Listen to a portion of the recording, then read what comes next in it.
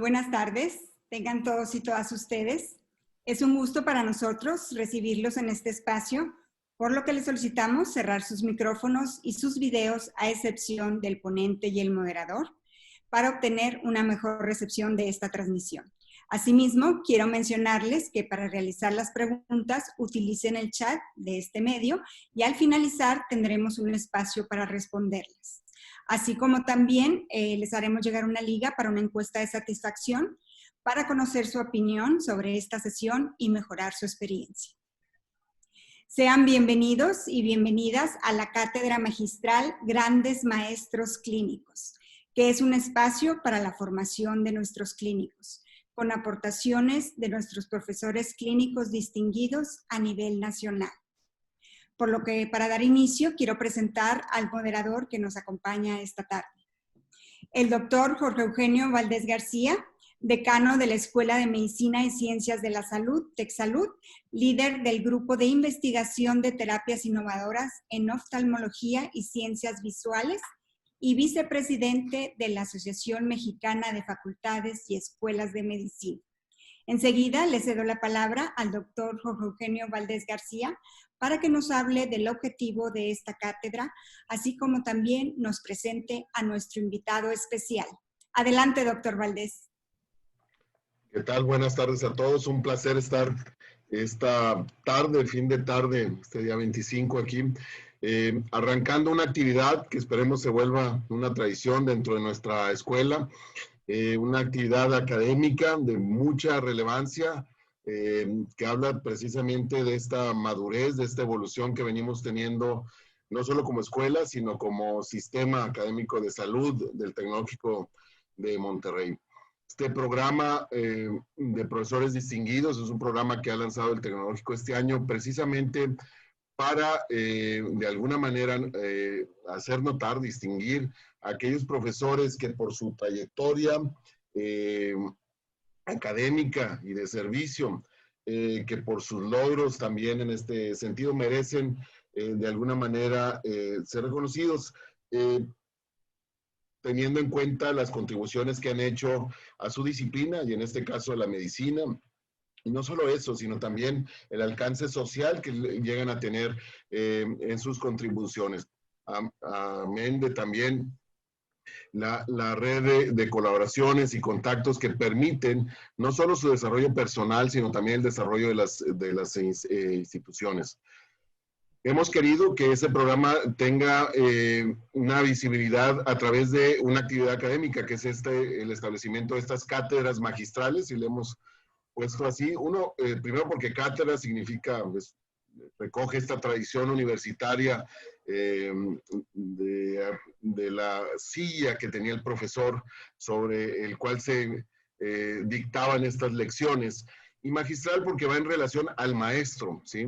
A este maestro en el que todos quisiéramos oír y aprender.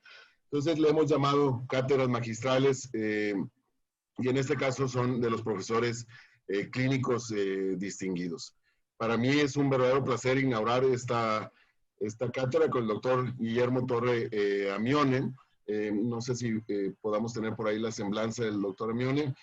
Egresado de nuestra médico cirujano, egresado de nuestra escuela de medicina, realizó la especialidad en cardiología y en cardiología intervencionista y trasplante cardíaco. Tiene también no solo el adiestramiento técnico de una residencia médica, sino también el desarrollo de esta carrera doctoral. También cuenta con un doctorado en el área de inmunología. Es miembro del Sistema Nacional de Investigadores, es miembro de la Academia Nacional de Medicina, como dice más abajo. Fue director del Servicio de Insuficiencia Cardíaca, Trasplante Cardíaco en el Methodist Hospital en Houston. Básicamente lo que leemos en esta biografía es este médico científico que liga la atención clínica con la investigación, que es algo que queremos promover como escuela, como institución educativa e institución de salud. Hoy tiene una gran responsabilidad, es el rector de de Tech Salud, esto que hemos llamado el Sistema de Salud del Tecnológico de Monterrey. De entrada, entonces, le cedo la palabra, doctor Torre. Memo, muchísimas gracias por aceptar ser el primer maestro invitado y abrir esta cátedra magistral. Muchísimas gracias y adelante. Jorge, muchas gracias.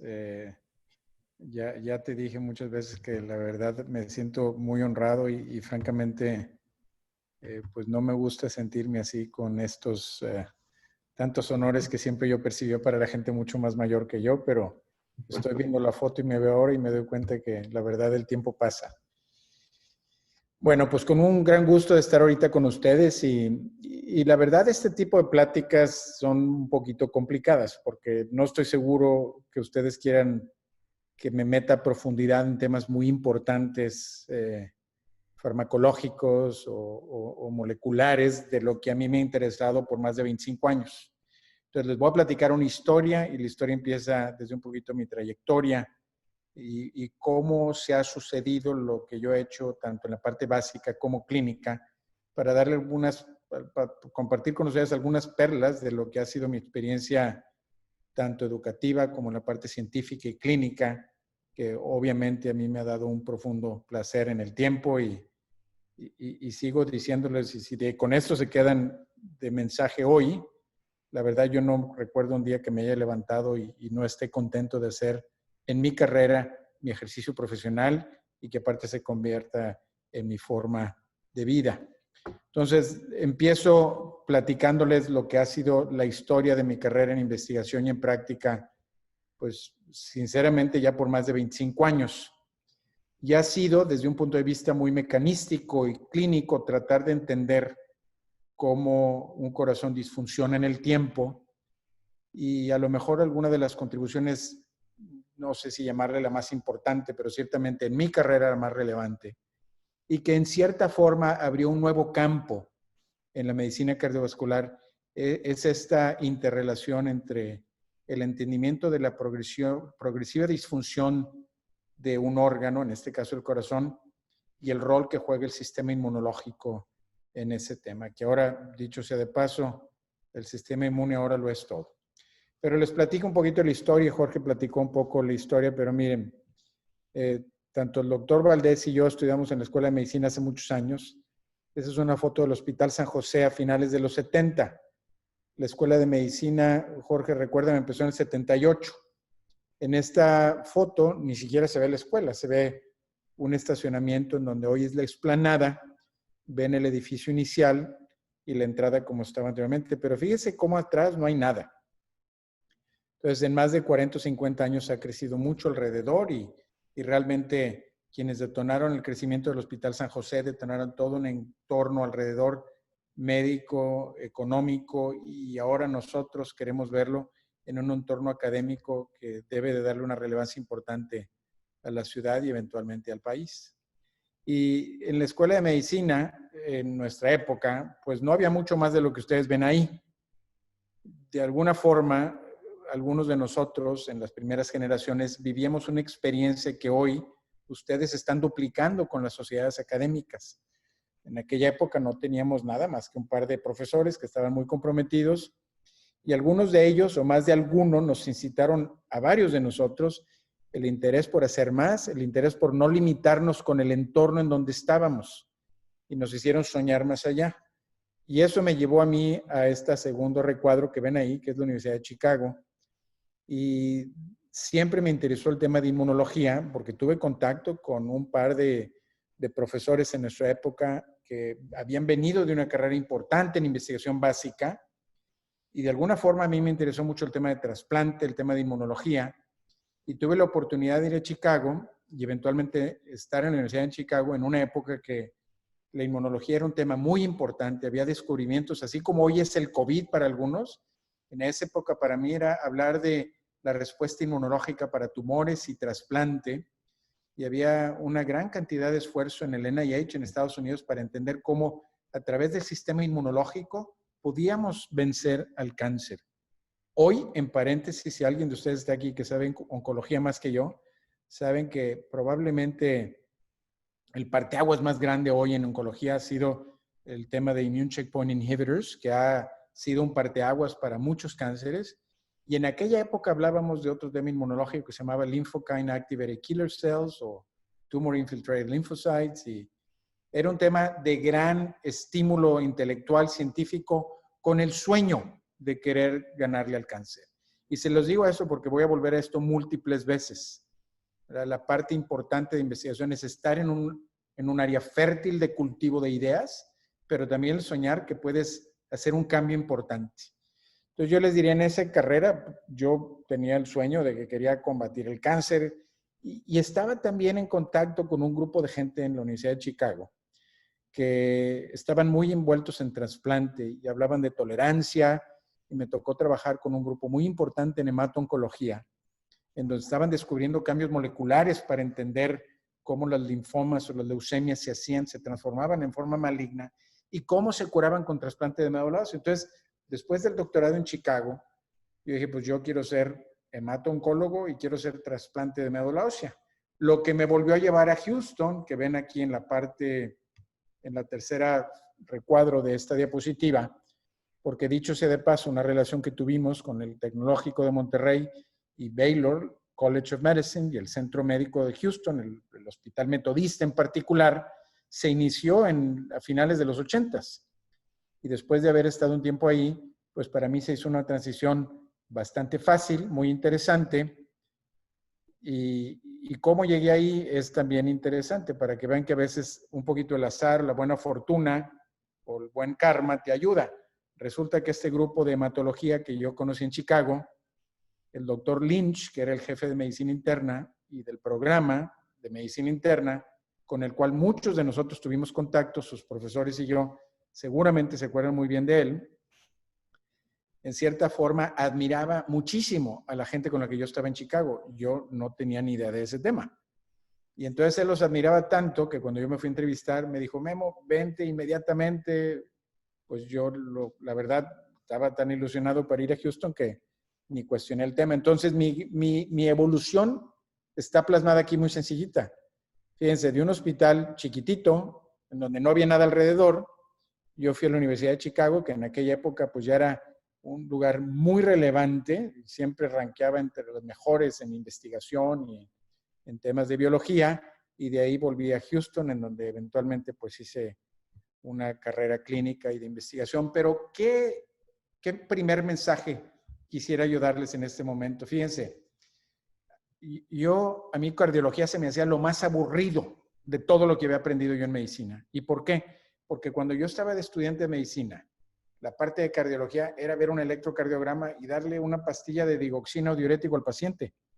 No había lo que hoy tenemos. No teníamos el entendimiento de la evolución de aterosclerosis, ni de falla cardíaca, ni de todos los protocolos intervencionales que hoy hacemos. Era cardiología, sinceramente, a mí se me hacía de lo más aburrido. Sin embargo, yo aprendí un skill en particular para entender trasplante y entender tumores. Yo fui a Houston con la idea de hacer hemato-oncología para luego ir al MD Anderson, donde había una persona que hacía el número más grande acuérdense que en Texas todo es lo más grande. Pues en Houston, en el MD Anderson, en esa época hacía el número más grande de trasplantes en todo el país. Sin embargo, al estar en Houston, aprendí falla cardíaca y trasplantes. Y conviví y desafortunadamente, digo yo desafortunadamente porque de otra forma hubiera sido yo hemato-oncólogo, encontré lo que pues, se convirtió en mi pasión de vida en el futuro. Encontré el manejo de un paciente con falla cardíaca terminal que requiere trasplante. Y en ese proceso vi la oportunidad de entender cómo manejar el trasplante desde un punto de vista buscar nuevos tratamientos. Entendí cómo podríamos tratar de detener la progresión de la enfermedad de falla cardíaca. Y aparte, la parte intervencional en cardiología estaba en un crecimiento dramático. Si ustedes, muchos de ustedes se pueden acordar que en Houston todo el crecimiento que les enseñé de los edificios se debió mucho al doctor Michael DeBakey. Y yo veía a DeBakey entrar a la sala de hemodinamia, donde eventualmente yo trabajaba, y se asombraba de lo que podían hacer los cardiólogos en esa época para reparar las arterias, ¿verdad? O reparar un derrame pericárdico. Entonces, a mí se me hizo eso algo tan fascinante, ver al doctor de Becky, ir ahí y aplaudirle a la gente o maravillarse del tema de intervencionismo, que realmente a mí me abrió una oportunidad de decir, oye, combinar inmunología en el tema de trasplante de corazón, el poder reparar arterias, el poder hacer biopsias, el poder inyectarle sustancias al corazón para que mejorara y entender el proceso del deterioro progresivo, a mí se me convirtió en una pasión que hasta ahora la sigo viviendo. Entonces, el mensaje ahorita en este momento, yo les diría, cuando yo fui a hacer inmunología, yo no tenía claridad cómo iba a aplicar los conocimientos básicos y fundamentales que entendí, pero yo les puedo decir que 25 años después o 30 años después, no hay día en que yo no ponga en práctica alguna de las cualidades o conocimientos fundamentales que aprendí en mi entrenamiento de ciencias básicas. Y por eso les digo a los jóvenes estudiantes, a mí me cuesta trabajo separar básico y clínico. Yo te diría, yo a la gente que he visto con una superioridad en el entendimiento clínico, todos y cada uno de ellos tienen un entendimiento fundamental en conceptos básicos. Y puede ser epidemiológico, puede ser salud pública, puede ser salud global, o temas fundamentales biológicos como este. Entonces, con esta grande introducción, les voy a platicar un poquito ahora la historia de qué es lo que se ha convertido en mi batalla por estos últimos 30 años. Y entendiendo inmunología, uno de los factores con los que yo trabajé en los 80s es esta molécula que se llama Tumor Necrosis Factor, que también se llamaba cachectin. Y resulta que en el laboratorio pegado donde yo trabajaba, entendiendo temas de rechazo y respuestas inmunológicas, había un doctor que se llama Hans Schreiber, que era un súper experto en esta molécula. Y él entendía el TNF no como un factor importante en el corazón, sino estaban buscando cómo se producía la necrosis de tumores. Y resulta que si tú agarrabas macrófagos y los cultivabas con una sustancia que se llama el PS o el lipopolisacárido, los macrófagos secrezaban sustancias en el medio de cultivo que luego cuando se las inyectabas a tumores, los tumores se necrosaban y por eso se llamó esta sustancia Tumor Necrosis Factor. Y Hans Schreiber estaba estudiando cómo aumentar el potencial terapéutico de TNF en tumores. Entonces yo aprendí ahí a cultivar células, a hacer tumores, a entender TNF. En aquella época solamente podíamos medir la actividad del factor de necrosis tumoral en pruebas biológicas. No había ni ELISAs, ni había RNA, ni había PCR. Estamos hablando a mediados de los 80. Pues resulta que ya estando yo en cardiología, veo este artículo que publicó esta doctora Bruce Levine con un doctor Milton Packard, que era un doctor que hacía muchos estudios clínicos. Y en esta observación, ellos no estaban interesados en entender el rol de TNF en la disfunción progresiva del corazón. Ellos veían que pacientes caquécticos, como lo que ven en esa diapositiva, pacientes con falla cardíaca terminal, desarrollaban caquexia y le llamábamos nosotros la caquexia cardíaca. Y buscó Bruce Levine contestar la pregunta siguiente. Si en pacientes que tenían caquexia terminal tenían niveles elevados en la sangre del factor de necrosis tumoral. Y lo que ven aquí es este hallazgo importante en este paper, porque realmente ellos abrieron el campo de tratar de entender cómo había esta interrelación entre proteínas que se producían por el sistema inmunológico y algún efecto que no era directamente inmunológico. Entonces, en este caso, ellos encontraron que en pacientes con falla cardíaca terminal había un número importante que en la periferia tenían niveles elevados de factor de necrosis tumoral. Yo puse atención en el tema, a mí me interesaba la parte inmunológica, en esa época tenía una gran curiosidad por entender cómo se desarrollaba el proceso de aterosclerosis, pero TNF era algo que yo había estudiado en laboratorio, había desarrollado pruebas biológicas, medía los tumores, veía cómo producíamos con macrófagos TNF.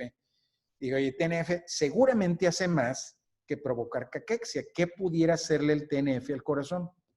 Entonces, en mi residencia y en el momento que estuve haciendo mi especialidad en cardiología, hicimos 2 artículos muy importantes y los comento porque son realmente sencillos. pero fueron publicaciones que se han citado múltiples, miles de veces, como se los comento humildemente, pero son estudios sencillos. Lo que hicimos es, aquí van a ver a alguien que es muchísimo más famoso que yo, que se llama Samir Kapadia. Samir es el jefe de cardiología de la Cleveland Clinic y es un súper experto en todos los temas de internet. Él ya no ha seguido haciendo estudios biológicos y básicos. Y Samir es probablemente, yo creo que es uno de los intervencionistas en cardiología con mayor destreza. Ha publicado las series más grandes de trabajos percutáneos para reemplazo de válvula aórtica, válvula mitral. Y bueno, pues en Cleveland Clinic es probablemente uno de la gente con más prestigio y más publicaciones. Y también están aquí Jim Young y Doug Mann, que es jefe pues ha tenido una carrera superior en el ámbito de cardiología y falla cardíaca y edita hoy una revista muy importante que se llama JACC Basic to Translational, que es probablemente el área en donde yo he trabajado más. Pero estos dos papers que ustedes ven aquí fueron muy sencillos. Yo estaba de fellow en el programa de trasplante. Y como fellow tenía que ir en la noche a evaluar a los pacientes y se me ocurrió empezar a crear una colección de los corazones, que dicho sea de paso, hasta el día de hoy, eso que iniciamos se ha mantenido. Obviamente después de unos años yo no lo volví a hacer y le pagábamos a alguno de los fellows, como fui yo, a recogerlos. Pero iban a recoger los corazones que se explantaban. Y entonces yo hice la pregunta muy sencilla. Le dije, oye, vamos a teñirlos, vamos a hacer estudios tanto histológicos como moleculares para ver si el corazón era un blanco de este factor de necrosis que estaba circulando. Entonces, ¿qué fue lo que definimos con claridad? No solamente que en el corazón humano se expresaban receptores para el factor de necrosis tumoral, pero que también un corazón en falla cardíaca, un corazón enfermo y no el sano, expresaban factores de necrosis tumoral. Y estos dos papers fueron papers clínicos, sencillos, con material humano, que yo les diría abrió completamente el camino para entender y para hacer muchas más investigaciones en el tema de la interplay del factor de necrosis tumoral y muchas otras citoquinas proinflamatorias en falla cardíaca. Y esos trabajos los hemos extendido para entender que la expresión era dinámica. Y aquí ven ustedes una atención en una fotomicrografía del lado izquierdo de un corazón insuficiente y del lado derecho es el mismo paciente en donde el corazón ha descansado a través de la implantación de un dispositivo de asistencia mecánica y vemos cómo se reduce importantemente la tinción. Entonces construimos toda una historia que el corazón en falla cardíaca secreta factor de necrosis tumoral, tiene receptores para el factor de necrosis tumoral y cuando el corazón descansa, desaparece. Y no solamente eso, obviamente con otras observaciones experimentales, también pudimos demostrar que cuando se le daba externamente el factor de necrosis tumoral a un animal, el corazón se hacía disfuncional. Y cuando se sobreexpresaba en un ratón transgénico, los corazones desarrollaban cardiomiopatía. Y todo estas observaciones experimentales básicas, preclínicas, dieron como lugar ensayos clínicos, prospectivos, randomizados, que tuvieron como objetivo buscar si el bloquear el factor de necrosis tumoral en un paciente que tenía falla cardíaca podía revertir el cuadro clínico. Y si quieren, aquí tomo una pausa, pero la historia desafortunadamente no fue tan exitosa, porque realmente si hubiera sido exitosa, bueno, pues yo a lo mejor nunca hubiera vuelto a México, no sé. Esa era una historia extraordinaria, pero el estudio clínico, desafortunadamente, después de pequeños estudios con grupos limitados, cuando hicimos un estudio grande, randomizado, prospectivo de más de 3,000 personas, el resultado final fue neutro y desafortunadamente la intervención para bloquear el factor de necrosis tumoral no solamente no fue positivo, sino en algunos pacientes con falla cardíaca muy avanzada, con uno de los inhibidores del factor de necrosis tumoral, mostró que había un deterioro de la función cardíaca. Algo que no podíamos explicar en ese momento y luego lo explicamos. Entonces, fíjense, esta parte de la historia que les estoy contando representó para mí probablemente 15 años de estudios básicos, fundamentales en humanos, estudios clínicos, prospectivos, sistemáticos, con una inversión enorme de compañías que estaban entendiendo. Y los resultados fueron negativos.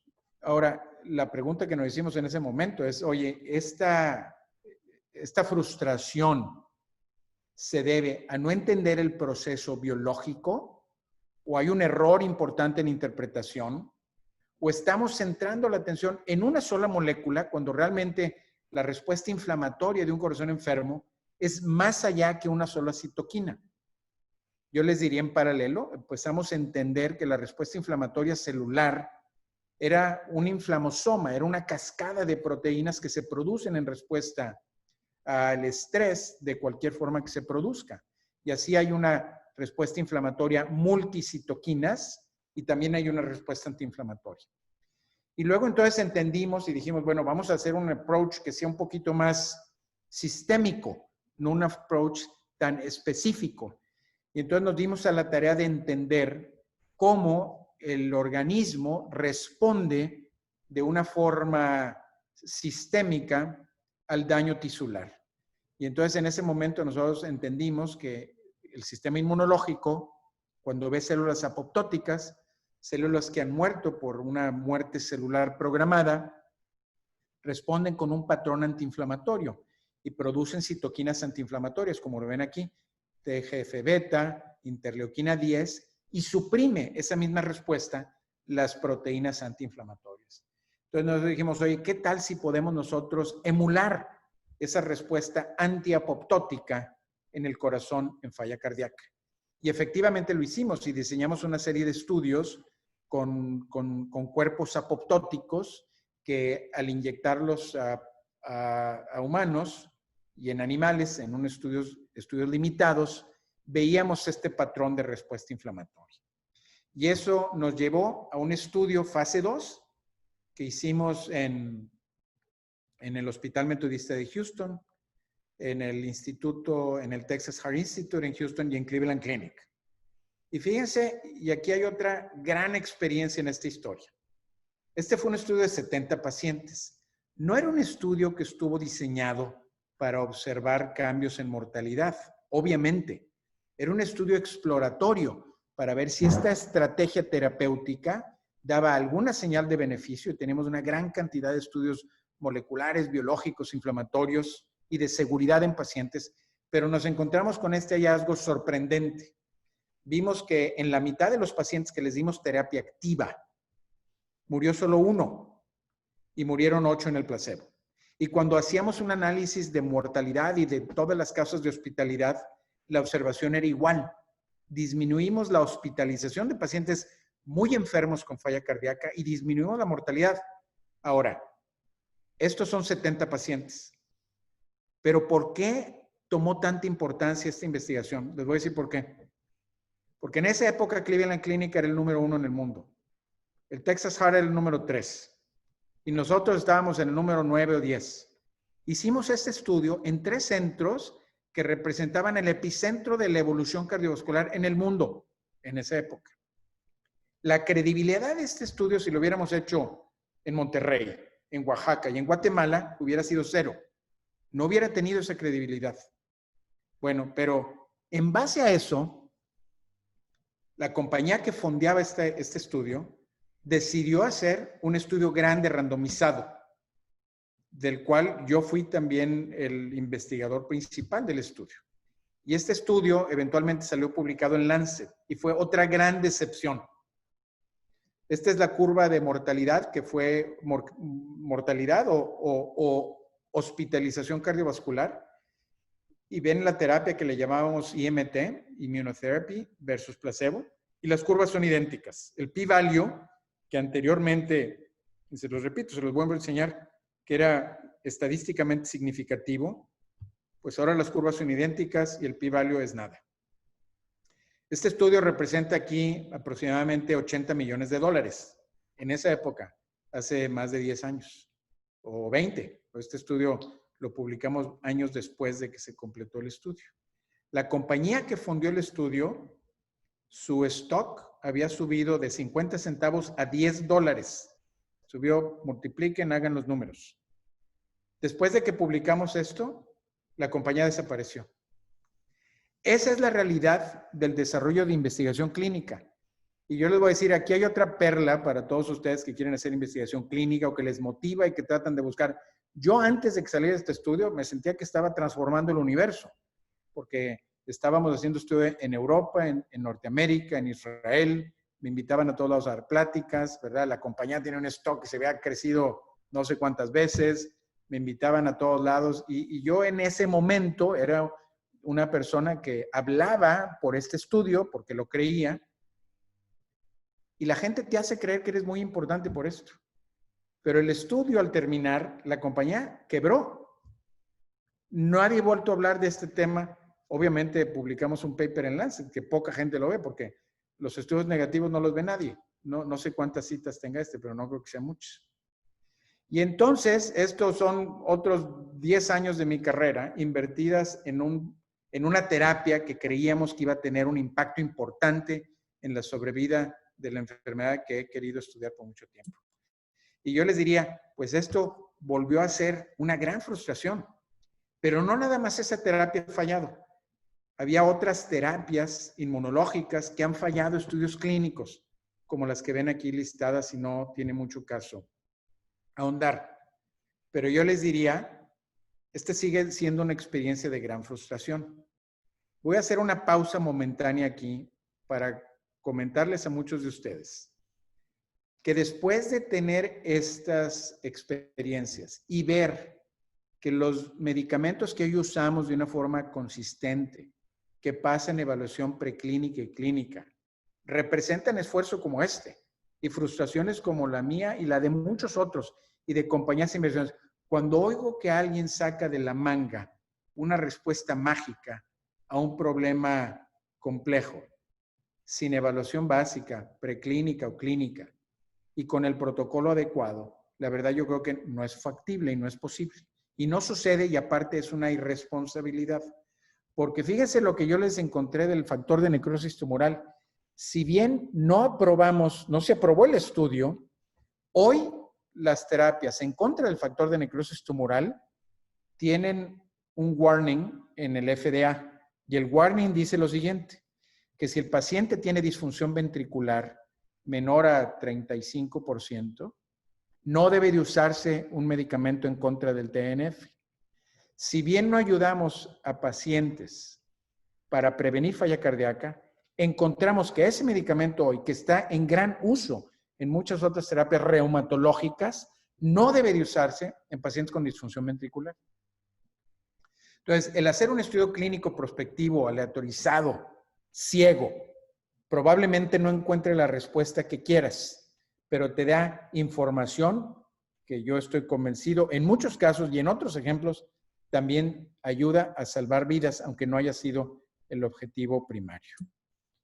Entonces, fíjense, después de esta gran observación, déjenme darles un poquito de ideas. Todas las observaciones en humanos son muy importantes y las observaciones en humanos te ayudan a presentar hipótesis. Pero yo no les di mucho detalle y yo les voy a decir, definitivamente, tanto en la terapia en contra de falla cardíaca con el anti-TNF o en la terapia que le llamamos IMT, eventualmente se llamó Selecate, nos faltaron hacer modelos animales contundentes que mostraran que una intervención terapéutica cambiaba el curso de la enfermedad del animal. Yo hoy les digo, el mostrar evidencia preclínica en modelo animal no determina que esa terapia vaya a ser efectiva en un humano, pero la ausencia de evidencia preclínica en un modelo animal probablemente te excluye toda posibilidad de que funcione en el humano. Entonces, después de estas dos grandes observaciones, yo les voy a decir, yo volví a frustrarme grandemente, decir, oye, bueno, pues vale la pena seguir estudiando temas de innovación o manipulación del sistema inmunológico, porque yo lo que he tenido claro los últimos 25 y 30 años, que un corazón enfermo es un corazón inflamado. incuestionablemente el sistema inmune está ahí, activo, y enferma el corazón. Lo que hemos fallado es en tratar de entender mecanismos inmunológicos que previenen el efecto de toda esa cascada inflamatoria que existe. Entonces, después de esa frustración, Cristian Asada estaba trabajando conmigo. Cristian, muchos de ustedes lo conocen, estuvo también en la Escuela de Medicina. Y Cristian tiene muchas inquietudes y una de ellas es que pues, no le gustaba hacer mucho lo que le dijeras.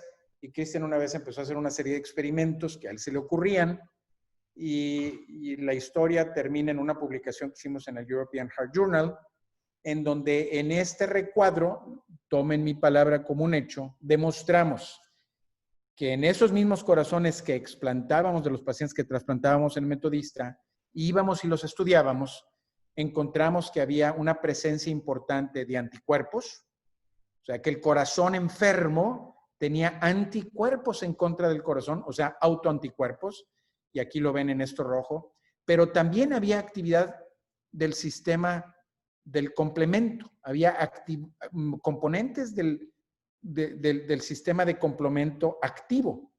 Y cuando estas dos tensiones las empalmamos, vimos que en algunas células miocárdicas había doble expresión de anticuerpos y complemento, lo que nos hizo entender que había otro componente importante inmunológico activo en un corazón en falla cardíaca.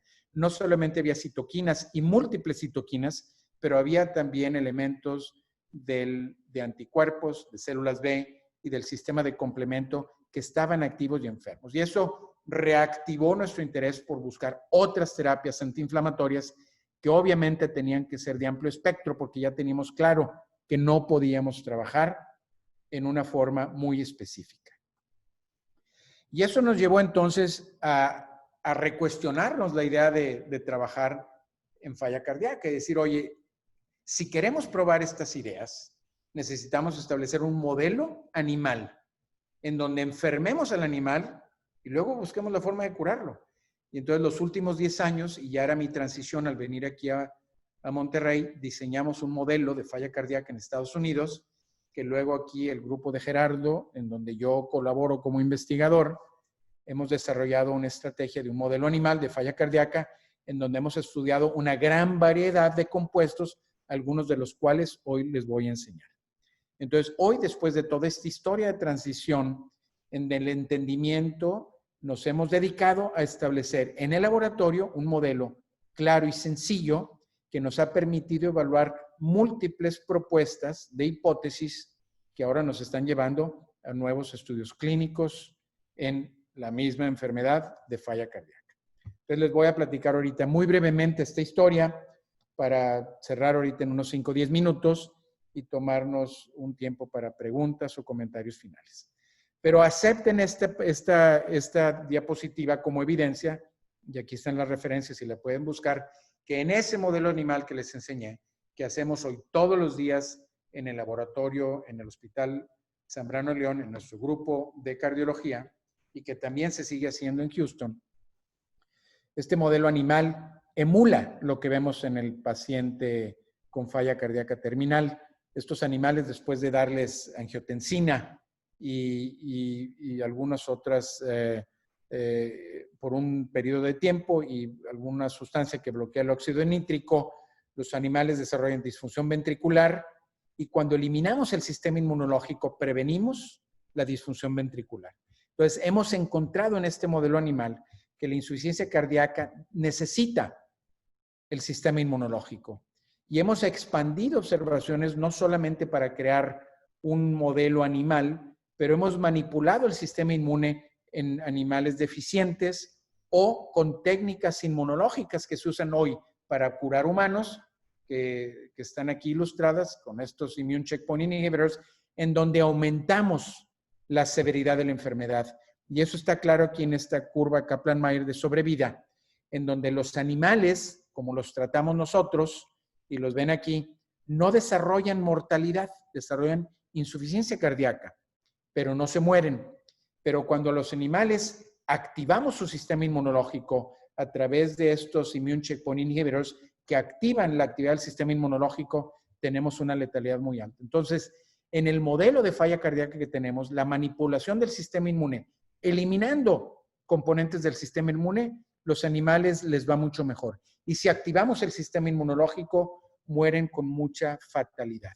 De tal forma que nosotros podemos hacer un par de preguntas en este caso y decir, oye, ¿cuáles son los elementos del sistema inmune que aquí están contribuyendo? Y les puedo decir con contundencia que cuando menos en este modelo aumentado de Immune Checkpoint Inhibitors, vemos que hay una presencia importante de células CD8. Y esto nos ha abierto un campo para entender qué es lo que sucede en un corazón en falla cardíaca. Y esta cartulina que publicó ya Elena, que trabaja con nosotros en el grupo, podemos entender nuestra propuesta y la hipótesis. Es que un corazón dañado expresa proteínas nuevas que el sistema inmunológico no ha visto. Para ellos es un antígeno nuevo. Imagínense un virus, una partícula nueva. Y el sistema inmunológico lo capta y activa células T y células B que a través de toda su producción de citoquinas inflamatorias pueden provocar un daño en el miocardio. Obviamente pueden causar daño endotelial y en los fibroblastos, que promueve disfunción de la célula miocárdica y activación de los fibroblastos, que genera fibrosis, que son los landmarks importantes de la falla cardíaca. Entonces nosotros estamos convencidos que el daño del corazón activa el sistema inmunológico, que da como resultado estos mecanismos. Y ahora el reto importante es cómo lo vamos a bloquear. ¿Y qué les diría yo? Voy a hacer dos últimas consideraciones importantes, que a través de los estudios y observaciones en humanos y experimentales, nos ha quedado claro que los componentes del sistema inmune son muchos, pero que también hay células B y anticuerpos, y que para poder entender o para poder bloquearlos, necesitamos nuevas moléculas antiinflamatorias, pero que sean de amplio espectro. Entonces les voy a platicar una muy importante en la cual hemos trabajado ya por años, que es un compuesto derivado del cannabis.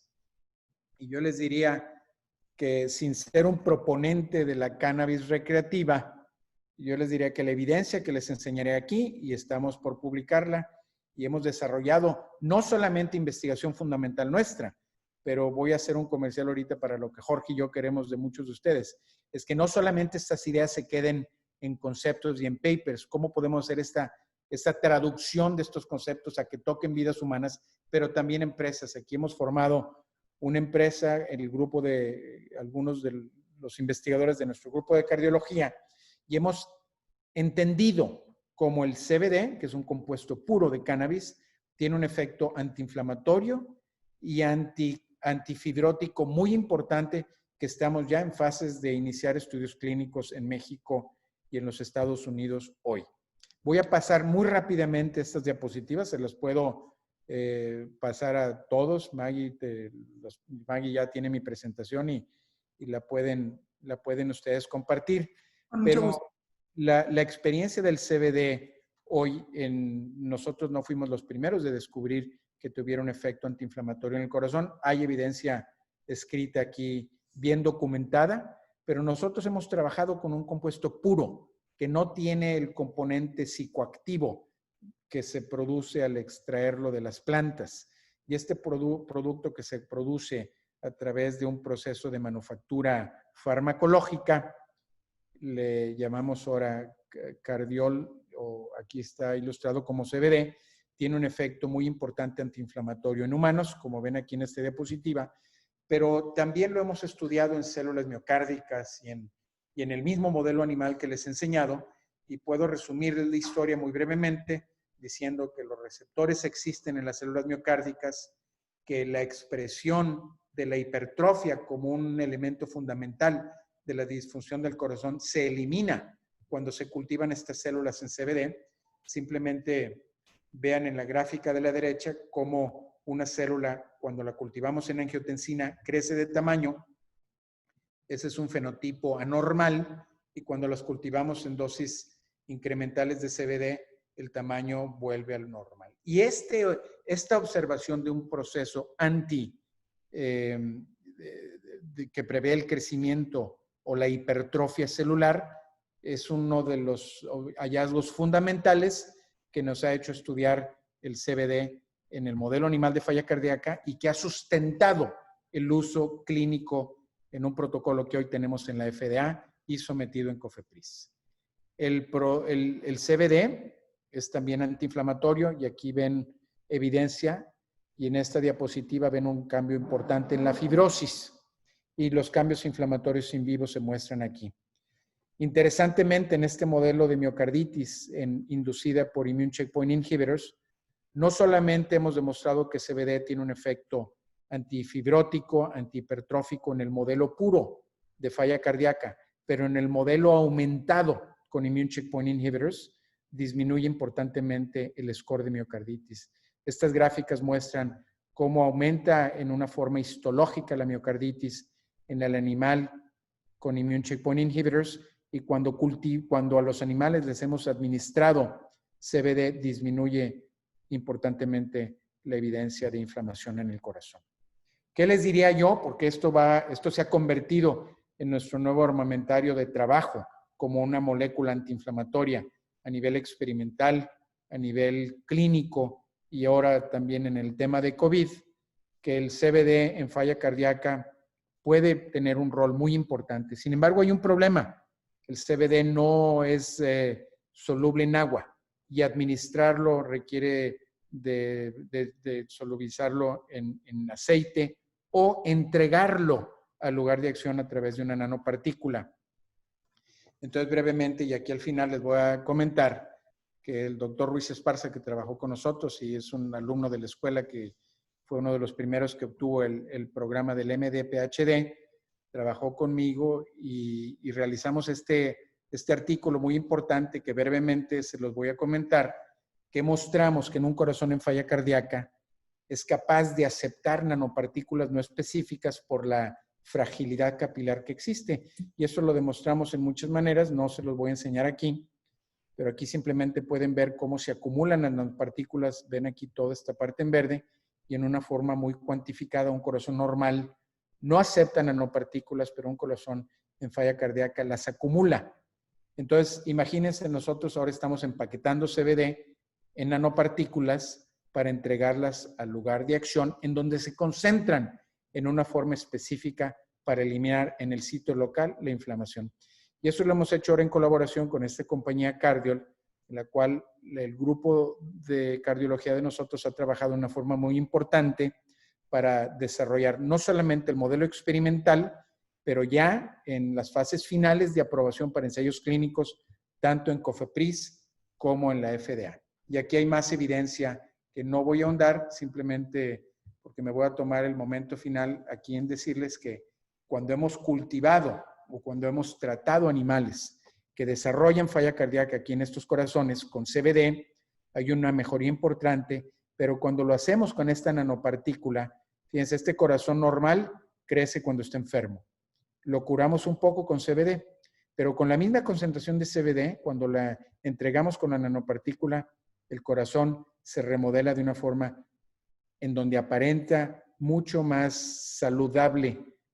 Este que ven aquí se ve mejor o se ve como el control y estos dos se ven más enfermos. Simplemente resaltar la importancia de toda esta estrategia que requiere observaciones básicas, fundamentales, preclínicas, experimentales y de la multidisciplinaridad, porque el tema de la nanotecnología ha sido un tema nuevo, importante, en donde mucha gente ha colaborado para que hagamos estas observaciones. Entonces, voy a cerrar mis comentarios finales en esta segunda parte de mi plática, que tiene que ver con el trabajo que hemos hecho en CBD, en donde estamos convencidos que tiene una actividad antiinflamatoria importante, que funciona en más de un modelo de falla cardíaca y donde nosotros creemos que vamos a potenciar el efecto farmacológico con una molécula empaquetada en una nanopartícula de la cual tenemos propiedad intelectual.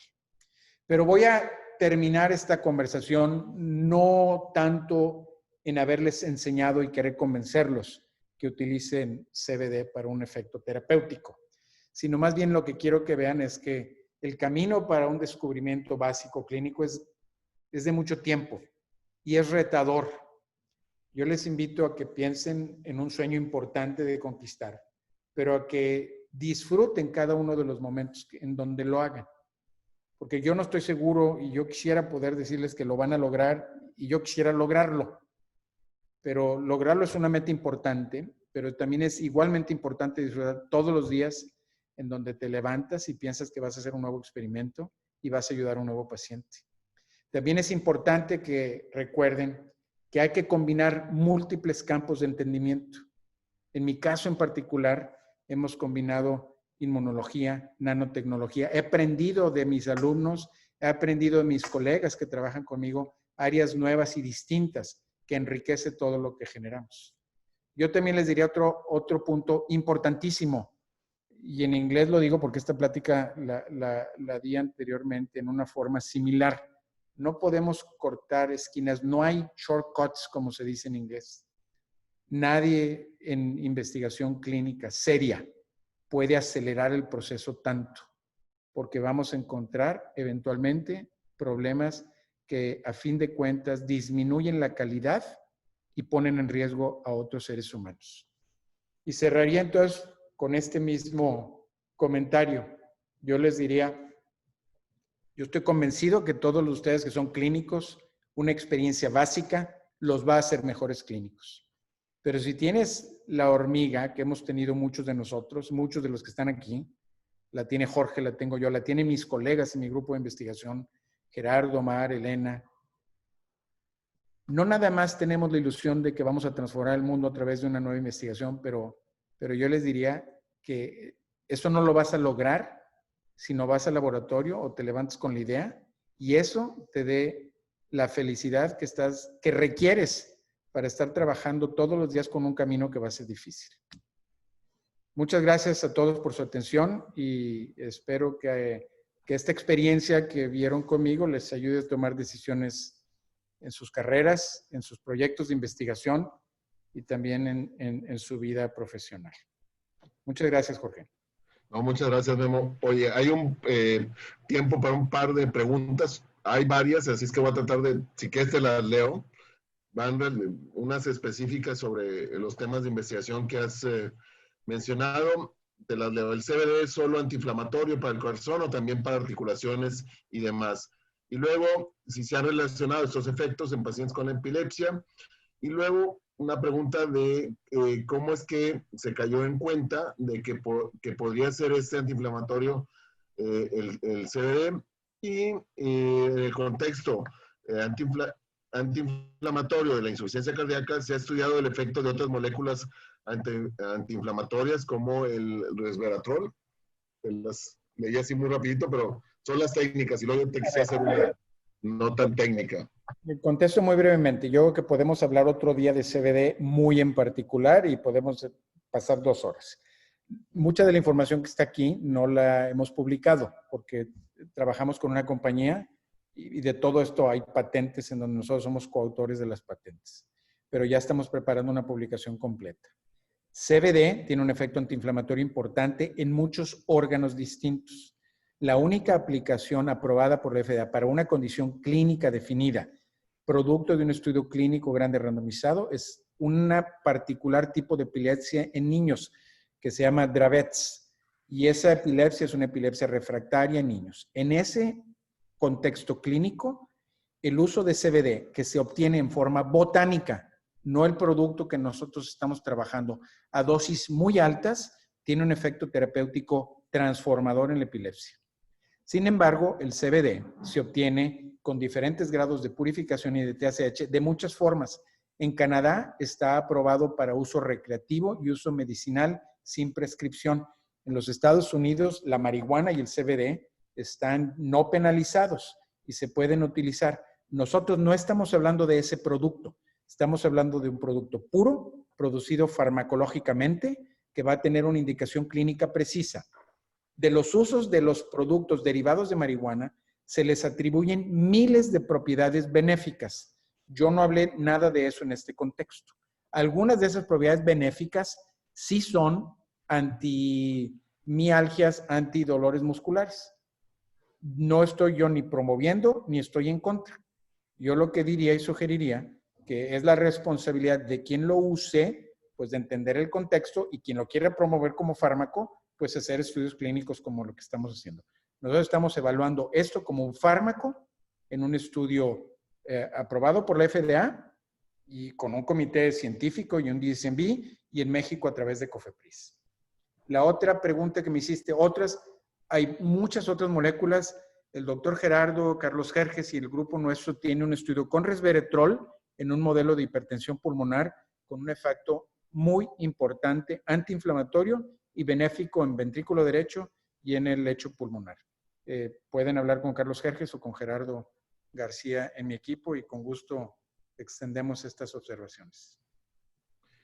Yo quisiera cerrar con dos preguntas, a ver si las puedo articular.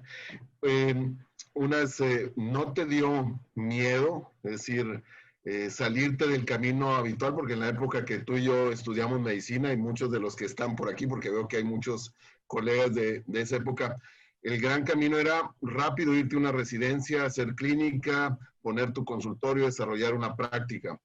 ¿No te dio miedo perder tiempo, perder cosas y no lograr este cometido? Porque al final de cuentas pues, nos interesan los pacientes, nos interesa. Esa sería una primera aproximación.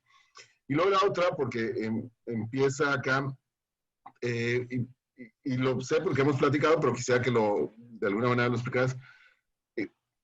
Debemos formar un nuevo modelo de médicos, es decir, debemos, porque al igual en aquella época que nos entrenamos, la verdad es que no veíamos este modelo de médico científico, de médico que relacionaba la investigación. Se hacía referencia y había profesores eruditos en cuanto al conocimiento, pero no en la parte de la práctica de la investigación.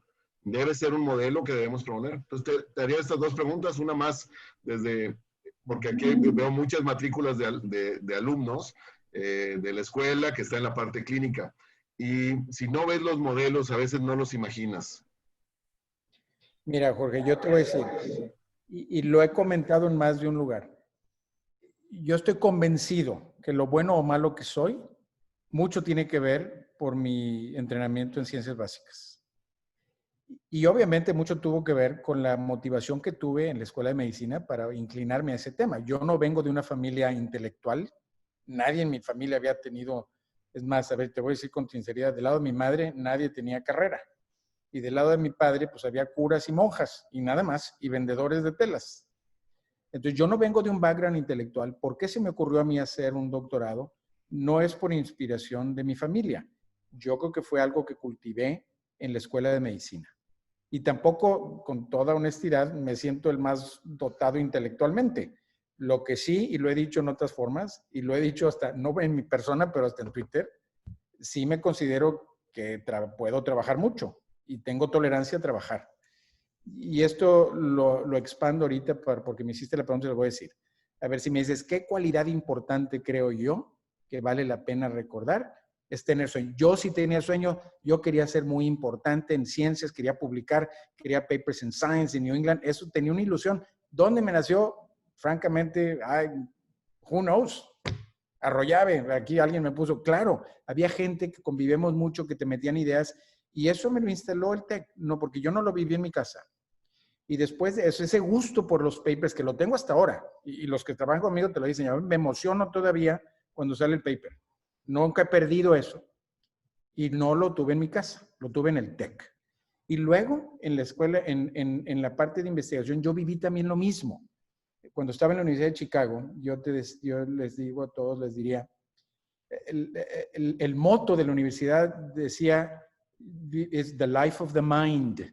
Y había camisetas que la gente tenía y te ponían la lista se presumía la universidad de tener la universidad que tenía más premios Nobel asociados. No que ahí estuvieran trabajando. Y yo tenía un doctor que había inventado el tratamiento de cáncer de próstata hormonal, que trabajaba en el piso de arriba de la Universidad de Chicago. Entonces mi profesor me llevaba con él y ahí me enseñaba cómo anestesiaba las ratas. Entonces algo ahí me motivó, pero yo nunca tuve ese estímulo. Entonces el TEC me estimuló y la carrera en la Universidad de Chicago para mí fue transformadora. Y te voy a decir que sí, la gente que estaba ya haciendo clínica me metían miedo. Yo no sé si consciente, por envidia, por celo o simplemente porque tenían una legítima preocupación. Y en algún momento yo pensaba, pero yo más de una ocasión dije, yo ya no voy a hacer clínica. Me voy a dedicar 100% a investigación. Tanto así me gustaba. Pero luego dije, no, yo quiero combinar las dos. Y en la Universidad de Chicago conviví con un trasplantólogo muy famoso y había un mexicano trasplantólogo que luego aprendí a conocer de él en nutrición, porque no les platiqué mucho aquí mi paso por nutrición, pero también fue para mí muy emblemático. Había un mexicano que era súper experto en trasplante renal, que yo seguí mucho. Y entonces decía, oye, pues yo quiero hacer papers y quiero curar y quiero ser importantísimo en el tema de trasplante.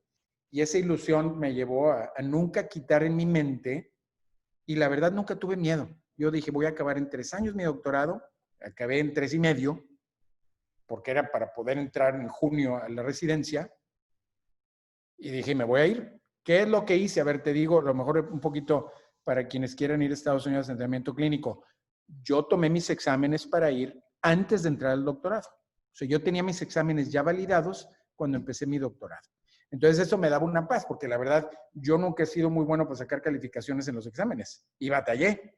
Entonces para mí no era, entonces yo dije, tengo que pasar mis exámenes, pasé mis exámenes y entonces hice mi doctorado y después de eso, pues francamente, pues la verdad, a ver, mi carrera se me hizo muy fácil porque les platiqué al principio, el doctor Lynch, que seguramente tú te acuerdas, Jorge, y sé que aquí está Pancho y muchos de nosotros en las primeras generaciones, para él para nosotros era un ícono y era hematólogo. Tú a lo mejor no te acuerdas porque pues, no te interesaba hematología, ¿verdad?